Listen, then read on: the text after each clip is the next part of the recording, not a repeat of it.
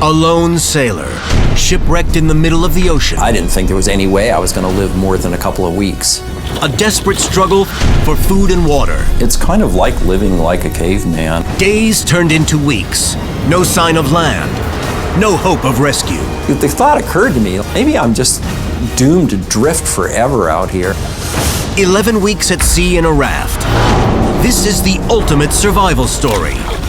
A truly epic fight to survive. In the wild, when things go bad, they go bad fast. Without warning, your life can hang by a thread. Adventurer and survivor Craig DiMartino fought back from his own wilderness disaster to reclaim his life. Now Craig meets other courageous outdoorsmen who beat the odds and return from their own fight to survive. I'm Craig DiMartino. There are few stories in the history of survival tales as powerful as Steve Callahan's. Being lost at sea is not just a struggle against the elements, but a fight that plays out in the deep recesses of the human mind. It's a place where loneliness and despair can grow to become enemies far greater than hunger, thirst, or predators from the deep.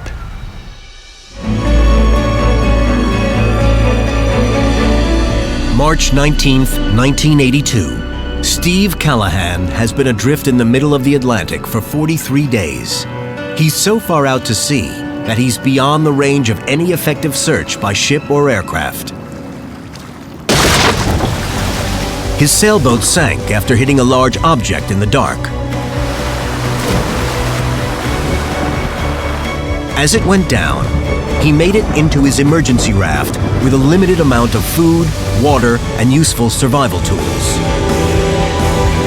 An experienced sailor with an iron will and belief he would survive. He used every bit of knowledge and skill to stay alive. But on the 43rd day, everything changed. A gash in the side of the rubber tube threatened to sink the raft. Steve tried, but couldn't stop the crippling leak. Craig DiMartino had to face his own dark moments as he laid on the ground with his leg shattered. Craig asked Steve what he was feeling as he struggled to stay alive. That was the low point. I wasn't going any further. Out of steam, physically, emotionally, mentally, and then it was clear that, this was all for naught. I just spent the last month and a half or whatever just struggling, and I'm not going to be able to get back and fix anything, and I'm going to die here, and all my past sins are going to remain, and I can't do anything about it. But then it became, do I have enough energy in me? Do I have enough wherewithal to actually get myself together enough to give it one more go? For Steve, that week had started like so many others. My routine was pretty fixed. I would wake up, look around to the whole horizon, making sure there's no ship out there. If I had anything to eat, I would, have breakfast. And then I would do exercises, and I would fish if fish were around. Fishing meant waiting patiently with his small spear gun for just the right moment to strike. At first, I was using it as a conventional spear gun, shooting at the fish. And very soon after I started using it, I went to reload the spear in it, and the strap had disappeared.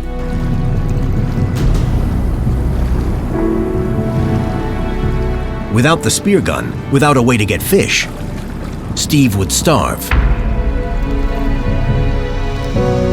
With some of the line in the survival kit, he meticulously lashed the spear to the stock. But that's not how it's made to be used. Usually straight through, and then you're pulling on the spear, it's in tension. But if I've got this fish on the end of it, there's a lot of load on this tiny little shaft, so it's often bending it. A lot of twisting, so I'm having to improve the lashing system. Survival demanded keen attention to the most minute details. Lots of teeny little detail, like every little thing is important. And also trying to be careful that I don't lose anything else. The next thing that happened, I finally spear another Dorado, and it does this kind of like little twirly, and swims off, and I pick up the end of the spear, and I'm just amazed because it's unscrewed the spear tip and gone. With the survival kit knife, Steve jerry-rigged a new point for the spear. The improvised weapon proved a lifesaver. Sharks would come and they would often bump the raft just to see if there's some kind of a reaction. And that's kind of how I dealt with sharks, was to think that they were like most predators, that if you pose a threat to them, they're less likely to cause you problems. So whenever one would come along, even though I knew I couldn't really hurt it, I would jab at it with a spear. If I got a couple of good hits on it, it would go away. On day 43, Steve prepared to fish again. That afternoon, he waited patiently over the edge of the raft. A Dorado swam by and Steve speared it. Then the big fish twisted wildly toward the raft. This time it broke the shaft of the spear and kind of turned around and ran against the raft. Instantly, the raft's lower tube deflated. Air gushed from the 6-inch tear. With the bottom tube deflated, the water pressure would push up on the inside so that it was like this dome on the inside of rubber, and if I step in it, it's like being in rubber quicksand, which I was worried about my legs sticking down in the water and sharks and stuff grabbing that. Steve's whole world quickly crumbled around him. It made it really hard to tend to the solar still. Almost impossible to fish. And it also gave me only about this much freeboard, so any even minor waves were washing in and out of the raft. I was wet all the time, and it was miserable. He knew the first big wave could swamp the raft, and that would be the end. It was just such a stark thing. So I pulled myself up and I went through this really intense mind game of what I had in the raft, what could possibly fix this repair. He didn't have any adhesive patches big enough to cover the hole. So he squeezed the ripped rubber edges together like puckered lips on a mouth and tightly wrapped them with line. I tried external pressure patches and trying harder and harder to tie it tight. Nothing worked. So I went through this for 10 days, 24/7, just trying to deal with this leak. And it just completely exhausted me. And I finally just kind of collapsed back in the raft, and I thought that was it. The raft was barely afloat and still 1,000 miles from land. Steve hadn't been able to fish and restock his food supply. The solar distillation still had quit working, and he was nearly out of drinking water. I remember feeling really sorry for myself again, breaking down and feeling the water kind of washing in and out of the raft and just feeling my life just ebbing away. For 10 days, Steve Callahan struggled to stop the leak that plagued his raft. None of his fixes worked.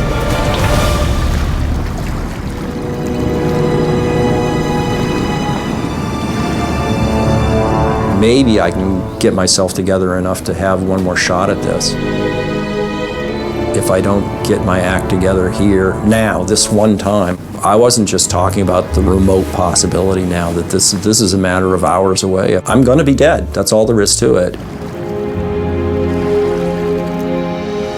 And then it dawned on me, I know what I need to do. As often is the case, in order to fix a problem, you often have to make them worse. His new plan required that he make the hole even bigger. He also needed to sacrifice the stainless steel eating utensils from his survival kit. I can use those as pens. I broke the handle off of a fork, and then I cut slits in the top and the bottom of the lips. And I put the foam tongue in and I drove that pen down through the whole thing. And then behind it, I could wind lashings and make them really tight. And then it didn't matter how much pressure was in the raft, the line and everything couldn't be forced off because it was being held by that pen. With the hand pump, Steve reinflated the raft. The repair worked. The raft was stable again. Even though I felt really proud of myself for coming up with the answer, I'm also berating myself for being so stupid I couldn't have figured it out like a week beforehand. With the repair complete, Steve focused on restarting the neglected solar still and restocking his food supply. I got pretty skinny, and it was very interesting to me to see what happened to my body, because all the fat goes first and all those bits of your body that you're not using a lot. So, the rear end's gone. Don't need that. Legs got really, really skinny, even though I could stand up on the raft and tried to, like holding on to it. It was kind of like a bit like walking on water, but I got pretty good at it after a while. And my legs were strong enough to keep me up, but they were pretty thready by the end of it, sort of knobby knees. My upper body, which I used the most, my body reserved the most strength for, so it remained in fairly decent shape compared to the rest of me. Steve caught enough of the large Dorados and other small fish to keep himself from starving. But without any fruits or vegetables, scurvy might kill him. There was always that nagging of being hungry, always. I found it very interesting that every time I slept that I would dream of foods and drinks, but I never dreamt of steak or fish. It was always beautiful breads and fruit and all the stuff that my body needed. A tangle of kelp floated by. Steve plucked it from the water and ate what he could to get some critical vitamins and to supplement his monotonous diet of fish. As time went on, I became much more interested in what was inside the fish than the flesh. The fish eyes, which were nuggets of fluid, between the vertebrae, all those little discs, they were kind of fluid-like. Fresh fish liver, heart, all those things inside the fish which were providing me with vitamins and minerals and fats. He couldn't eat an entire fish in one sitting, so he devised a way to stockpile the meat. His own fish jerky. They would be roughly 1-inch square sections by, however long. And I'd hang them up on all these strings which would dry in the sun. And so sometimes they would keep for a really long time. Aside from extreme weight loss, Steve suffered unavoidable saltwater sores.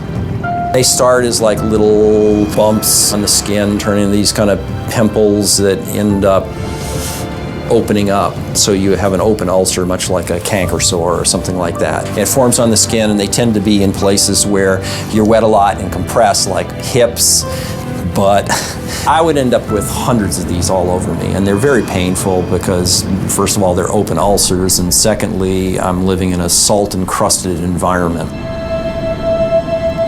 After 60 days adrift, the raft was stable, and Steve was winning his fight against starvation. But he feared another battle. An even more difficult challenge was looming on the horizon. Every day for the last 8 weeks, Steve Callahan had managed to plot his approximate location. He had measured his speed, and he'd kept a log of how far west the currents had been carrying him. He estimated he was still 4 or 5 weeks away from making landfall somewhere in the Caribbean. As the days turned into weeks, the effort to survive each day surprisingly grew a bit easier. I was surviving literally in a rubber tent in the middle of a wilderness, fishing for a few hours a day.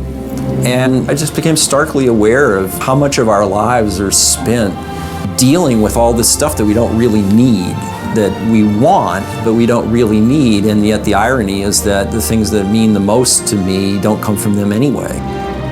Through the entire voyage, I think that's something that helped me quite a lot, was to recognize, at least intellectually, even if I wasn't having a good time, that there were these wonders around me. At night I would stand up and I'd look out, and all the fish would be kind of hovering under the raft, just pacing along, and each one you could see their entire shape as they would go through this glittering underwater thing like silver platters. It sounds like a simple thing, but for me in that position at that time, it was like touching God or something. With no one to share his thoughts, Steve jotted down his observations in his small notebooks. I wrote in the log, to me, this is a view of heaven from a seat in hell. For this little me, Steven, I was in pain and I was suffering and I was dying, but there was this other part, this very open, expansive spiritual part. I feel spiritually touched by nature, where one is confronted directly with one's insignificance. I feel truly humbled, and the sea certainly does that, and in the life raft it was that times a million. The loneliness took a toll, but companionship would have come with a deadly price. I longed for people most of the time, but I was also aware that had I had somebody with me, that one or the other of us or both of us would have died, because I just didn't have enough water for the two of us. After nearly 2 months, the freshwater solar still had slowly deteriorated. But the raft had drifted closer to the Caribbean, and the skies filled with welcome rain. Steve rigged a scrap of survival blanket as a rain collection system. Early on, my equipment was all working pretty well. You know, I had to pump up the raft a lot and stuff like that, but basically it was okay. The raft itself was guaranteed by the manufacturer to hold together for 40 days. Steve was already weeks past that expiration date. Would the waterproofing and the glued seams hold the raft together long enough for Steve to reach land?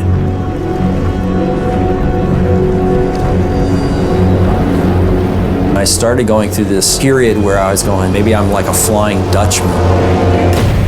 Maybe I'm dead. Maybe this is what I deserve for all my past, sins. The thought occurred to me, like, maybe I'm just doomed to drift forever out here.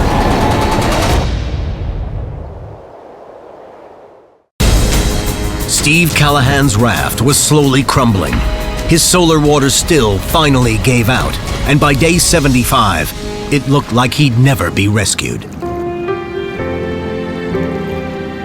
But then, the gentle current brought him a glimmer of hope. As far as the eye can see, I came upon these tangles of trash and weed, sargassum weed and other kinds of weed. It was all bundled up and just going forever. And although as horrible as that was, for me it was a fantastic sign. I'm on the edge of something. Steve had reached the edge of the shipping lanes, routes trafficked by freighters crisscrossing the Caribbean Sea. On the 75th night, I got up and I looked out, and there were kind of like these little glows on the horizon, and there were several of them. I was really getting more and more jazzed up, like, this is something. They might not be boats. They might actually be something on land. And then finally I saw what was the loom of a lighthouse definitively, because there was a pulse and a pause and a pulse, and it repeated over and over and over again.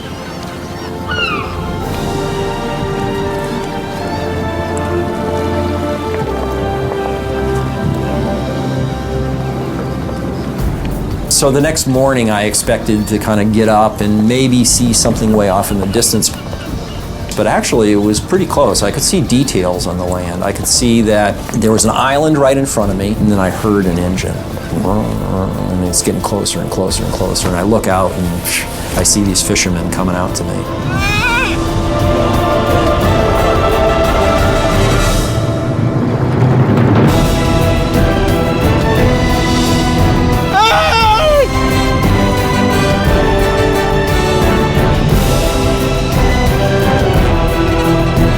And they come up to the boat and they're talking some kind of language. I don't know what it is. I really can't figure it out.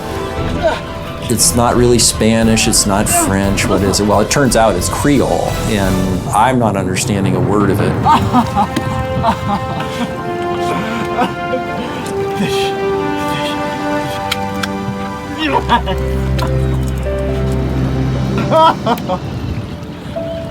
We load the raft up on the bow of the boat and roar into the island. The fishermen sped Steve to the tiny island of Marie Galante. To Steve's good luck, the currents had drifted him to the easternmost of the Caribbean islands, just south of Guadeloupe. In 76 days, he drifted nearly 2,000 miles. They come up towards the beach, and I'm so excited. You know, here's land, and there's a beautiful beach.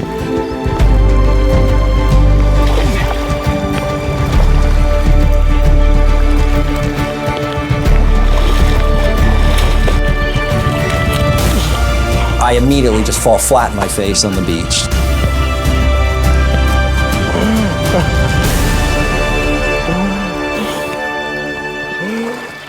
These two local guys just grab me by the arms and they just like lift me up and take me up to the local gendarme and sit me in a metal chair, and somebody thrusts a cold ginger beer in my hand, which was like, oh my God, this is so heaven.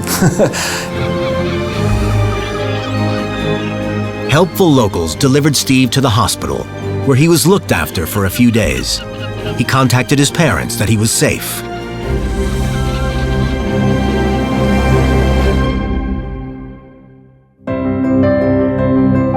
Drawing from his pencil logs of the 76-day journey, Steve wrote a book titled Adrift. His vivid retelling caught the attention of film director Ang Lee. Lee talked with Steve and asked him for his input and advice on his 2012 film about a young man's struggle to survive a shipwreck, The Life of Pi. Some of the gifts that I feel like I was given from the voyage, I found that I was a lot stronger and more adaptable than I thought I was, which is certainly important. But actually, the equal gift was being confronted by all my failures and shortcomings. I think that was a real gift. It gave me a chance to come back and try to make things a little better. The ocean and sailing almost killed you. You didn't wait that long, you jumped right back on a boat. People don't stop doing what they're doing because they have an accident. The bottom line is that even though I went through this kind of horrible experience, I gained so much from it. I tell people that too. I wouldn't change it. I wouldn't take it back. I wouldn't want to go through it again. Yeah. Same idea, but what I've learned and seen, I would have not seen and learned. Yeah. You know, I would have probably just kept doing what I was doing. People, I think, in society want They They like want risk. more security. They want to get rid of that risk. You know, everybody suffers in life. Everybody goes through crises. And if I was the 62-year-old Steve and I knew the 29-year-old Steve was going to go and have this experience and it was going to be really hard for him, but all the stuff that he would gain from it in the long run, it'd be like, go for it. Yeah. You know, I'm not going to tell you what happens. Be prepared. It ain't going to be easy, but you know, you're just going to have this amazing experience, and it's going to take you down a lot of roads you could never have imagined.